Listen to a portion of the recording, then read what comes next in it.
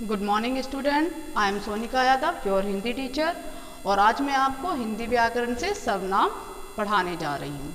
देखिए, सबसे पहले हम जानते हैं सर्वनाम होता क्या है। संज्ञा शब्दों के स्थान पर प्रयोग किए जाने वाले शब्द सर्वनाम कहलाते हैं। देखिए, आप संज्ञा को पहले पढ़ चुके हैं, तो संज्ञा शब्द कौन से होते हैं? नाम वाले शब्दों को संज्ञा कहते हैं। तो संज्ञा शब्द क्या हो गए? कि संज्ञा शब्द हो गए हमारे नाम के। नाम वाले शब्दों के स्थान पर जो शब्द हम प्रयोग करते हैं, नाम वाले किसी का नाम ना लेकर हम उसे वह कह दें, तुम कह दें, ठीक है, और अपना नाम ना लेके मैं कह दें, तो ये जो वह, मैं, हम, तुम जो ये होते हैं सर्वनाम। ठीक है, तो संज्ञा शब्दों के स्थान पर प्रयोग किए जाने वाले शब्द सर्वनाम कहलाते हैं। अब आते हैं हम सर्वनाम के भेदों पर। सर्वनाम के 6 भेद होते हैं। पहला है पुरुषवाचक सर्वनाम, दूसरा निश्चयवाचक सर्वनाम, तीसरा अनिश्चयवाचक सर्वनाम, चौथा संबंधवाचक सर्वनाम, पांचवा प्रश्नवाचक सर्वनाम और छठा निजवाचक सर्वनाम। तो सबसे पहले आते हैं हम पुरुषवाचक सर्वनाम पर। पुरुषवाचक सर्वनाम क्या होता है? पुरुषवाचक सर्वनाम में एक तो बोलने वाला होता है, दूसरा सुनने वाला होता है, तीसरा होता है थर्ड पर्सन जिसके बारे में हम बात कर रहे हों। ठीक है, तो इसके भी 3 भाग होते हैं पुरुषवाचक सर्वनाम के। पहला होता है उत्तम पुरुष।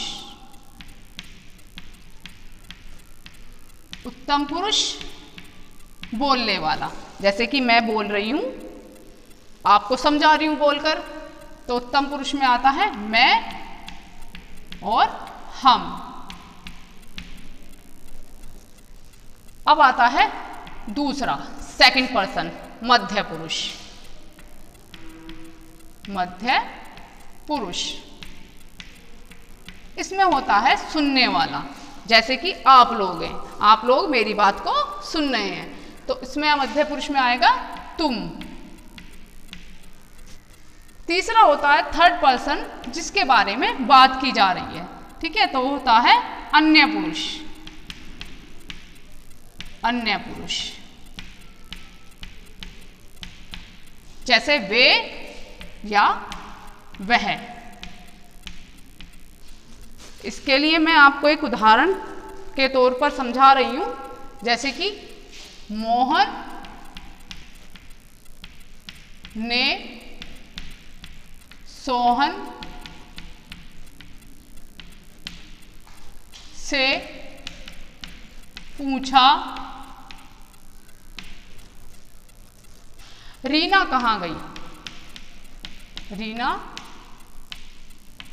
कहाँ गई? ओके, तो इसमें मोहन ने फर्स्ट पर्सन मोहन है, सोहन से पूछा, सेकंड पर्सन सोहन है, ठीक है, और किसके बारे में पूछा? रीना के बारे में, तो यह है थर्ड पर्सन।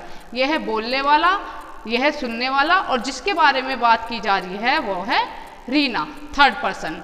उत्तम पुरुष, मध्य पुरुष और अन्य पुरुष। ओके, ये आपको क्लियर हो गया होगा। पुरुषवाचक सर्वनाम के बारे में आपको सभी को क्लियर हो गया होगा। अब चलते हैं हम निश्चयवाचक सर्वनाम के बारे में जानने के लिए।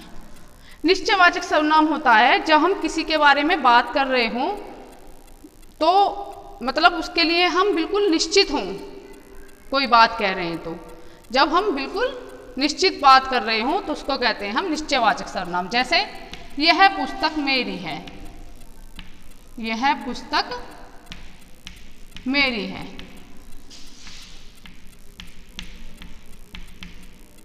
बिल्कुल श्योर होके कहा जा रहा है यहाँ पर कि यह पुस्तक मेरी है। ठीक है, तो यहाँ पर जो यह शब्द है, यह है निश्चयवाचक सर्वनाम। अब चलते हैं थर्ड पर अनिश्चयवाचक सर्वनाम। इसी तरह जैसे निश्चयवाचक सर्वनाम में हम श्योर होकर किसी बात को कहते हैं, तो अनिश्चयवाचक सर्वनाम में वो बात कही जाती है जिसमें हम श्योर ना हो, उन शब्दों का यूज किया जाता है। जैसे कि दरवाजे पर कोई है, दरवाजे पर कोई है। अब इसमें हम श्योर नहीं है कि दरवाजे के पीछे कौन है। ठीक है, तो यहाँ पर जो हमने कोई शब्द का यूज किया है, यह है हमारा अनिश्चयवाचक सर्वनाम। थर्ड है हमारा संबंधवाचक सर्वनाम। संबंधवाचक सर्वनाम क्या होता है? जब हम किसी बात के बारे में कोई जो शब्द किसी बात को जोड़ रहे हो, संबंध बता रहे हो, जैसे कि जो, जैसा, करेगा, वो, वैसा भरेगा।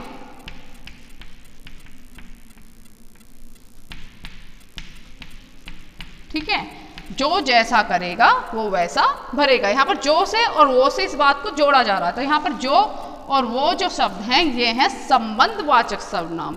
अब आते हैं हम पांचवा प्रश्नवाचक सर्वनाम पर। प्रश्नवाचक सर्वनाम क्या होते हैं? जहाँ पर प्रश्नवाचक शब्दों का यूज किया जा रहा हो। प्रश्नवाचक मीन्स कोई क्वेश्चन किया जा रहा हो किसी से। ठीक है, जैसे कि